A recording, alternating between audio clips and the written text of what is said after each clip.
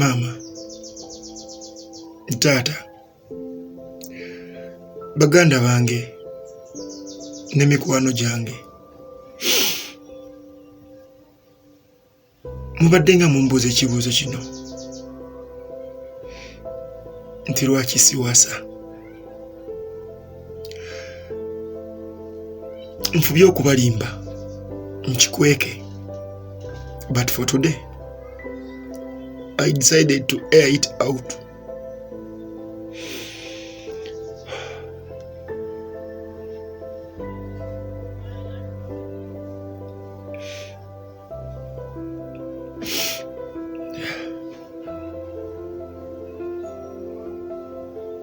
Okusooka, nali ngenda kuwasa nga ndi mu form 4, temwakimanyaako.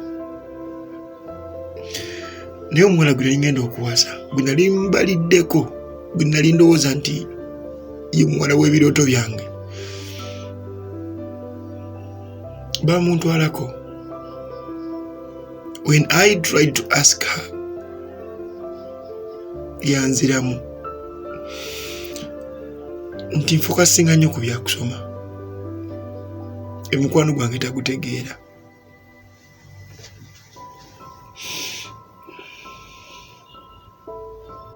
Mu form 6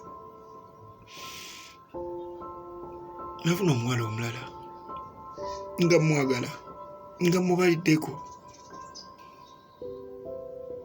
Nali ndowooza oba oli awo mwana muwala oyo asobola okunzijjako ennaku gye nali mpiseemu eri emabega. Unfortunately,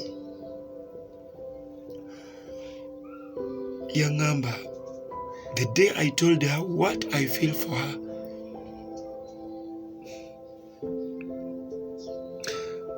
she told me, I don't love school guys. Kyammenya omutima kuba nali ndowooza at least ye anaabeera wanjawulo okwoli.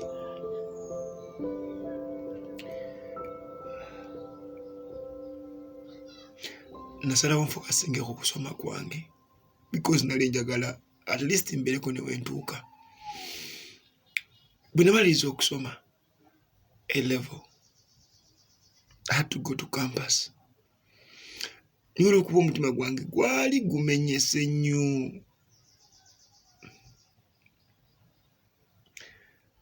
Nali ku campus seesembereza abawala, naba distancinga because I knew kiki bayinza okukola.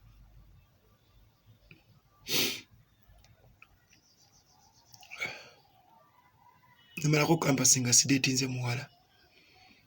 Si kyangu, but I did it. Bwe namala campus, nzako okunoonya obulamu ng'omuvubuka here and there, funa ekyokukola. Omuwala gwe nafuna nali ndowooza nti ono ye kyekyo.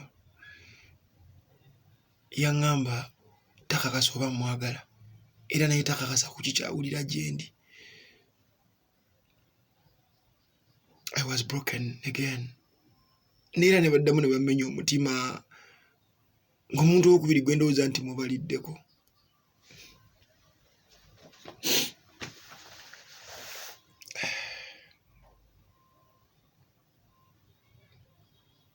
Nafuna omulala owokuna nga ndowooza kale that's life. People, abantu babikola.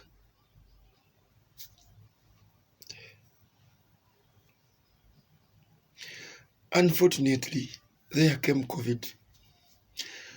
Mu COVID bamuntwalako. I couldn't look after her. Nali sobola mulabirira. Ne bamutwala.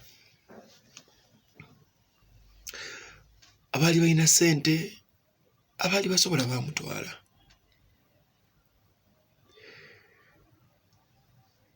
Nemmanya, it is understandable nengamba that's life. Kubanga basobola mulabirira kuba nali sikola. Mirimu gyali giyimiridde, mbeera wakasivaawo. Later on nga COVID awedde, Nenfuna omuntu omulagu nalowooza nti we are soulmates, nti tulina kyetugatta. Oluvannyuma nga maze omugamba what I feel for her, yanziramu n'aŋŋamba we are just friends. Imagine, we are just friends.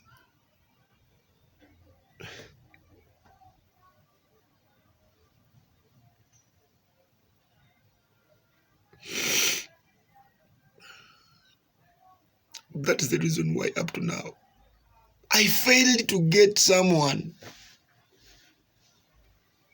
Buli kwefuna wabaawo ensonga. Simanyi oba nze ndiko obuzibu oba bo be baliko obuzibu.